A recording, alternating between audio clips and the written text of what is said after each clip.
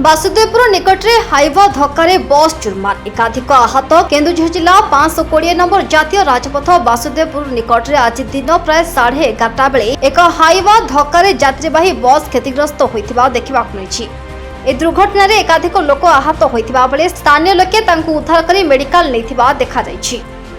Bureau report Biplabi Parikrama. Please like share and subscribe to our channel Biplabi परिक्रमा।